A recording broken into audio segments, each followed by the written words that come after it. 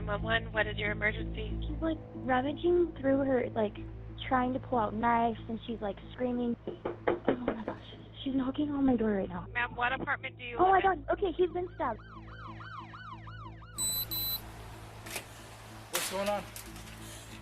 What's going on? What's going on? Hey. According to the Salt Lake City Police Department, the first 911 call was 27 minutes ago. Hi, I have some neighbors fighting in the hallway. The response was slow because they say there weren't any officers available to respond for 20 minutes. Oh, he's crying for help. He's limping over to the elevator. He's crying for an ambulance. This body camera video is from Officers Ian Anderson and Jada Brown walking into the Covey Apartments on South Temple. What happened, man? Hey, talk to me, man. They found the victim, Ryan Outlaw, in the elevator. They didn't know it yet, but they also found his girlfriend, the woman who stabbed him. Ryan, what's going on, man? Do you know what happened at all, Ryan? Watch and listen. While police ask questions, the stabber is the one most concerned with Ryan not receiving any first aid. Ryan, crawl out of the elevator, okay? Hey, come this way.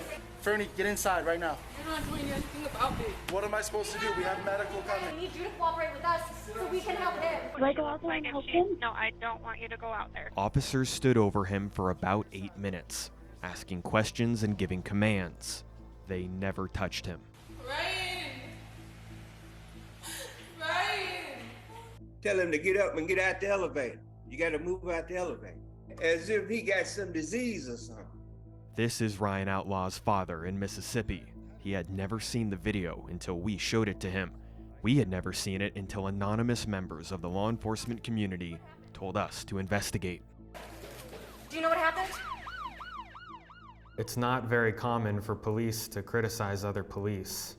So what do you think it says that other officers were so concerned about this that they're the ones who brought this to our attention? That's really surprising. That's really surprising. My question throughout the entire video, why did they not do direct pressure? You don't just allow that to happen and say, oh, the paramedics are coming eventually. Chris Burbank used to be the Salt Lake City police chief. He says he was shocked with what he saw. I don't know. Is it a blood situation? Why? Why are you not paying more attention to this person who's bleeding out in an elevator? In Utah, all officers go through 4 hours of first aid and CPR training, plus an 8-hour class designed to help trauma patients. Being able to stop bleeds and save lives, the curriculum that we teach, we feel puts them in the best position to be successful. Deputy Director Alex Garcia with Post chose not to give an opinion on this case, but said he was proud of the training his agency gives to officers throughout the state. They're expected to make a situation better when they arrive to the best of their ability. No matter how much training that you get, if you don't act on it, it's no good. Ryan, stay with me. Officer Ian Anderson wrote in his report he could not give first aid because he didn't want the elevator to close. And if the elevator closing and leaving the floor is so important, pull the person out. I got an ambulance coming right here. Let's stand my stomach. Who did? I don't know. You don't know? Help. Okay, the medical's here right now. I can't breathe. Okay, I got medical. They're right outside. He's right here. The priority is here. After the fact is solving the crime. Everything else is secondary to the well-being of that person. That is so obviously your priority when you walk into that situation that it hurts to watch. Ryan Outlaw died at the hospital 2 hours, 10 minutes after the first 911 call. He had a twin here, and he had 4 boys. He was a people's person. Everybody loved him. We don't know what a few more minutes or seconds or whatever could have made a difference. We don't know. That's just as dangerous to the well-being of the policing profession as inappropriately shooting somebody. Does the police department have a responsibility to address this? Oh, without question. If they don't, this just contributes to the further mistrust that exists, the crisis that we're experiencing in law enforcement today. The department said Chief Mike Brown was not available to answer our questions, but his spokesperson sent an email saying Salt Lake City police officers are guardians of our community. They are committed to preserving life. They understand the community might have questions, but the department stands by the decision of its officers. But I think the most important thing is that this is brought to public light. These are legitimate public questions because those officers did not meet my expectation. And I want to know why. Well, even before those two officers were placed under investigation, both the mayor and police chief were making excuses on their behalf that directly contradict. As you're about to see, none of them have been able to get their story straight. Ryan, crawl out of the elevator, okay? Hey, come this way. November 2020, in a situation where every second counts, this is how much time has passed since the first 911 call. Ryan Outlaw was stabbed by his girlfriend. They're both begging for first aid. Fernie, get inside right now. You're not doing anything about it. What am I supposed to do? We have medical coming. Salt Lake City police officers Ian Anderson and Jada Brown are both trained in first aid. Instead, body camera video shows they stood and watched as Outlaw bled and died. Our officers, we believe, did as they were trained. Why so confident based on what you saw with two officers sitting there for 8 minutes watching somebody bleed out in an elevator and give no first aid? I can't make comments on a pending investigation that is happening right now. Let me ask in more broad terms. Let me answer you on more broad terms, and then we'll wrap up. We spent months trying to get an interview with Mayor Erin Mendenhall about the case. Then we caught her before a city council meeting in September. Adam, I can't continue to answer questions on a case that I can't answer questions on any longer. Within minutes, she said she was too busy, took off her mic, and walked away. We wanted to ask her about an email she sent, standing by the two officers who are now under investigation. The chief's statement and the mayor's statement contradict. How so? This is the mayor's statement. There remained an active threat to everyone present that night, including the medical personnel. Okay.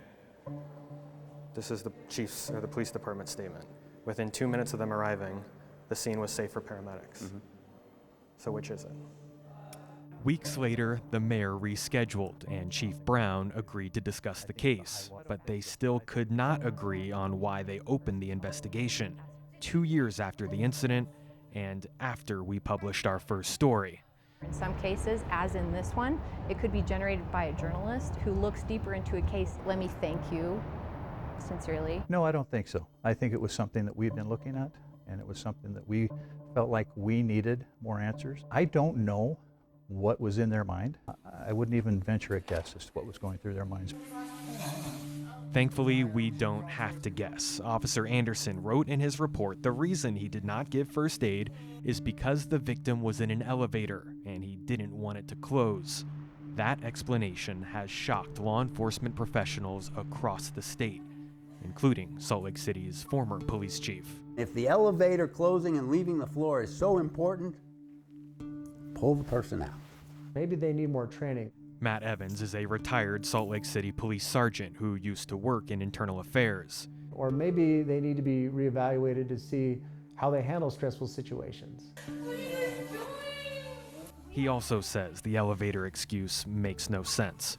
When we asked Chief Brown about that, he declined to comment. I think we should wait before we cast any judgment on that call. We should wait before we cast any judgment. Seconds later, he went on to say this. Absolutely, I stand by these officers and what they did that day. I think they did a great job with what they had. Then why open an investigation? If there are ways to improve, we will. It's been a nightmare. It's been a nightmare. It was like just another black man hurt. But that black man was a human being. The law should be equal for everyone. This woman's daughter, Fernanda Tobar, is the one in the body camera video who stabbed Outlaw and begged officers to help. I was bleeding. They both worry the city has already made up its mind about the ongoing investigation.